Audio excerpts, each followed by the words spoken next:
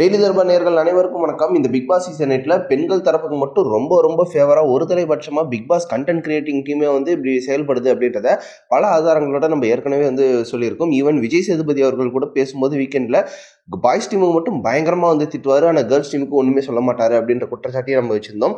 But நேத்து பாத்தீங்கன்னா அவ்வளோ அப்பட்டமான ரூல் பிரேக் நடந்திருக்கு. பட் டெலிகாஸ்ட் பண்ணும்போது அந்த 1 hour ப்ரோக்ராம்ல அதை பத்தி எதுவுமே காமிக்காம கேர்ள்ஸ் டீம் சூப்பரா ஆடின மாதிரியும் அவங்க நார்மலா ஆடி டை பண்ண மாதிரியும் காமிச்சிருக்காங்க. கேர்ள்ஸ் டீம் காப்பாற்றுறதுக்கு பிக் பாஸ் எந்த எக்ஸ்டென்ட் வேணாலும் போவாங்க அப்படின்றது இது மூலமா நம்ம புரிஞ்சுக்க முடியுது.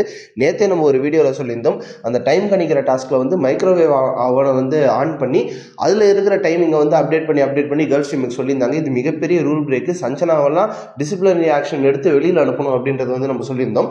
பட் இங்கே பார்த்தீங்கன்னா டெலிகாஸ்ட் பண்ணும்போது பவித்ரா கரெக்டாக டைமை கால்குலேட் பண்ணிட்டாங்க, அதனால அது டை ஆயிடுச்சு பாய்ஸ் டீமோட டாஸ்க் அப்படின்னு சொல்லி நார்மலாக அதை டெலிகாஸ்ட் பண்ணியிருந்தாங்க. இது மிகப்பெரிய மக்களை ஏமாற்ற வேலை பிக் பாஸ் பண்ணுது அப்படின்னு தான் நம்ம சொல்லணும்.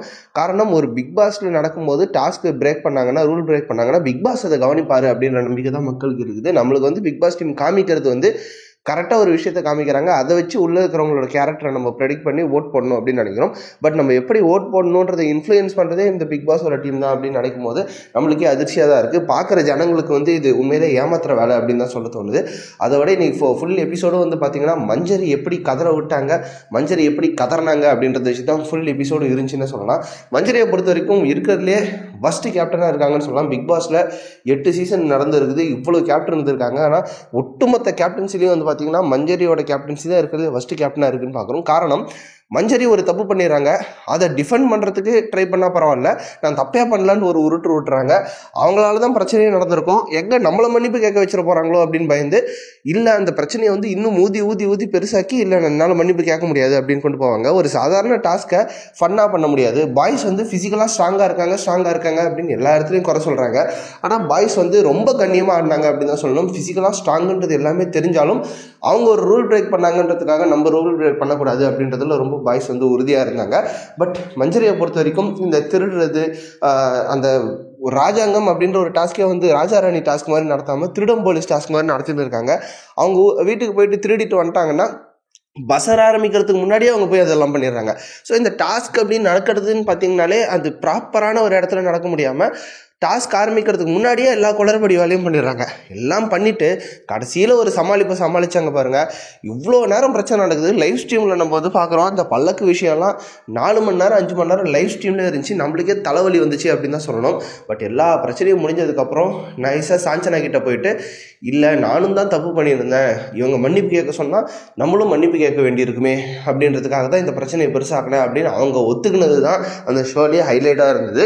இவ்வளவும் பண்ணிவிட்டு ஒரு மன்னிப்பு கேட்கறதுக்கு இவ்வளோ ஈகோவை பார்க்குறியாமா அப்படின்னு நம்மளுக்கே கேட்கணும்னு தான் தோணுச்சு. இதில் அதோட முக்கியமானது என்னென்னா, சாதாரணமாக திருக்குறள் சொல்லுங்கன்னு தான் சொல்கிறாங்க.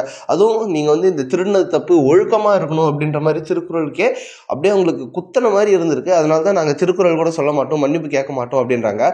பணைய கைதியை பிடிச்சு வச்சு கைதிகளை எக்ஸ்சேஞ்ச் பண்ணலாம், அதுக்கு ஒரு மன்னிப்பு கேளுங்க அப்படின்னாலும் அது ஒத்துக்க மாட்டேங்கிறாங்க. நீங்கள் திருடின பொருளுக்கு மன்னிப்பு கேளுங்க அப்படின்னாலும் ஒத்துக்க மாட்டேங்கிறாங்க. ஏமா உங்களுக்கு டாஸ்க்கு என்னதான் ஆடணும்னு நம்மளுக்கு புரியலையே. ஒரு ஜாலியாக ஆடலாம் டாஸ்க்கு அப்படின்னாலும் பிரச்சனை பண்ணுறீங்க, சரி சீரியஸாக ஆடலாம் டாஸ்க்குனாலும் ஒப்பாரி வைக்கிறீங்க. அழுகுனி ஆட்டத்தை தவிர வேறு உங்களுக்கு எதுவுமே வராதா அப்படின்னு தான் இருக்குது. அண்ட் இன்னொன்றுலாம் பார்த்தீங்கன்னா, மனசாட்சியே இல்லாமல் சாஞ்சனா பிஹேவ் பண்ணது தான் நம்மளால் தாங்க முடியல. பூச்சட்டியை தூக்கினுவாங்க அப்படின்ற மாதிரி பெண்களுக்கு ஒரு டாஸ்க்கு கொடுத்த போது, ஐயையோ இது ஆணாதிக்க சமூகமாக இருக்கே, பெண்களை இவ்வளோ கொடுமைப்படுத்துறாங்களேன்னு துள்ளி எழுந்தீங்க.